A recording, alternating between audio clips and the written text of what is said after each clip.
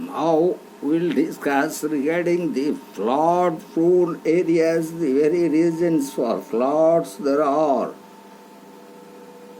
Numerous reasons for floods in India, and in particularly the first one is relating to heavy concentrated rainfall. India receives a high average rainfall for a country of its size. Sometimes up to 15 centimeter rainfall may hit a place in a single day. Interestingly, the monsoon rains comes at a time when the summer season is well set and snow-fed rivers of the Himalayas already have an excess of water due to greater melting of snow in the mountains.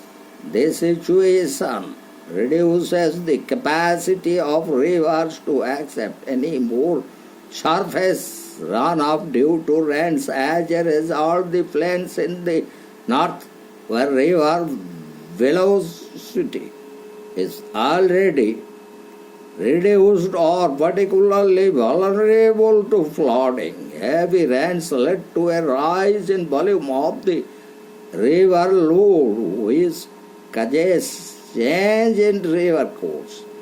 As a result of this, water spills over into adjoining areas which are not able to drain this water out and thus get flooded. North Indian rivers such as Damodar, Kosi, Brahmaputra are known for their proneness to floods. The middle and lower courses of the Brahmaputra are especially flood prone because of a very gradual gradient which is not able to take the increased load during monsoons. The second important reason is cyclone and strong winds. Parts of the eastern coasts of India are particularly prone to cyclones during the month of October and November. Such cyclones developed as low pressure depressions in the Bay of Bengal and got sucked in at the deltas along the coast in Odisha and Andhra Pradesh and Telangana. These cyclones come with strong winds and heavy rains which cause extensive damage in a short span of time. Then the most important reason is inadequate drainage. The intensely cultivated areas of Punjab and Haryana get easily flooded in case of heavy concentrated rains because of bad drainage system. The vulnerability of flood-prone areas is aggravated by indiscriminate deforestation in catchment areas, and upper reaches results in soil erosion and consequent silting of river courses, which again reduce their capacity to absorb more water. This factor is major cause of worry as far as flooding in Himalayan rivers is concerned. Brahmaputra is particularly affected by silting of its tributaries Diang and Loit. Second one is overgazing, especially in the foothill slips. The soil without cover. This type of soil cover is easily dislodged by the surface runoff during heavy rains and becomes the cause of silting of river courses. Overgrazing in hills of Himachal Pradesh, Punjab, Uttarakhand and Uttar Pradesh has made long stretches of the Himalayan rivers in their lower reaches prone to flooding. And the next important factor, unscientific farming practices like shifting cultivation, result in loss of vegetation cover and consequent soil erosion. This mode of silting of rivers is evident in northeastern India, where silting of tributaries of the Brahmaputra is a major cause of flooding of the Brahmaputra river. So now we would like to discuss the very distribution of flood-prone areas. Among the severely affected areas of the country are the Brahmaputra Valley, north we have Koshi River and north Gangetic Plain and lower West Bengal. Apart from this, we would like to discuss some other areas of distribution of flood-prone areas such as the lower courses of rivers in the North Indian plains get silted and change their courses. These areas lies in the states of Punjab, Haryana, Himachal Pradesh, Delhi, Rajasthan, Uttarakhand, Uttar Pradesh, Bihar and West Bengal. The second one is the tributaries of Indus such as Jhelum, Satluj, Beas, Ravi and Chenab. Causes floods in Jammu and Kashmir, Punjab, Haryana, Western, Uttar Pradesh, Himachal Pradesh. Inadequate drainage in parts of Haryana and Punjab is the main cause of inundation. The certain areas in central India and the peninsula get flooded by Narmada, Tapti, Chambal, Godavari, Krishna, Kaveri and Penna river. Certain areas along the east coast get flooded due to cyclonic storms. So the total area affected by floods in India is between 7.5 million hectares and 10 million hectares. And of all these states, Uttarakhand, Uttar Pradesh is the most or the worst affected state. Now we'll discuss about the very consequences of floods. This most damaging aspect of flood is the huge loss of human lives.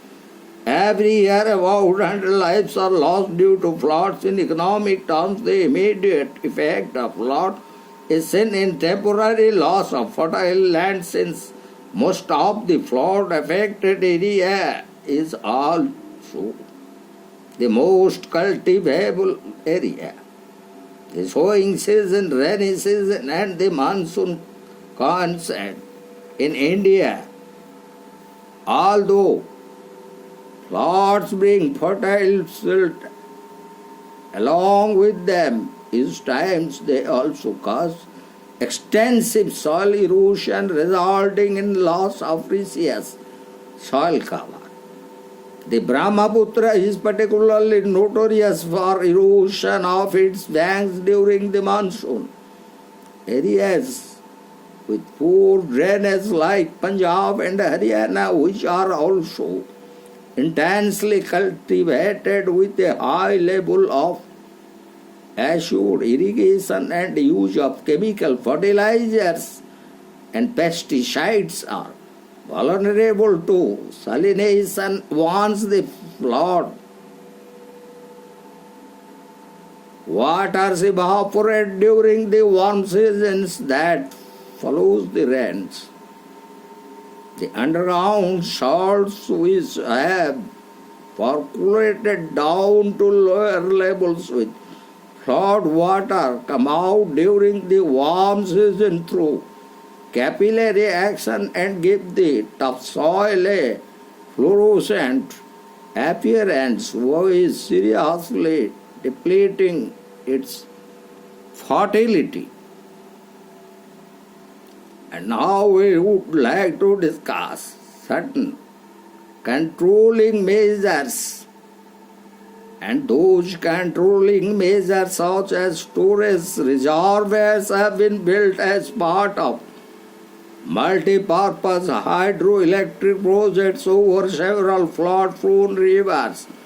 Some of these reservoirs are Kunnar, Panchet, Maithan and Tilia, and on Damodar River, Hirakud and Mahanadi, Bhakra on Southless, Pung on Beach, Ukai and Tapti, Nagarjuna Sagar and Krishna. So between 1954, when the National Flood Control Program was launched, and in 1993, 14,500 kilometers of embankments and 27,000 kilometers of drainage channels have been constructed.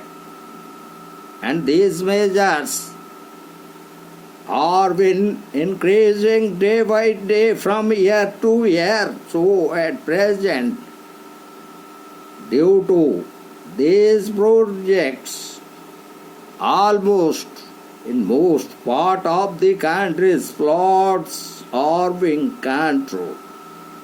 Certain long-term measures include collection of hydrological data and installation of flood warning systems.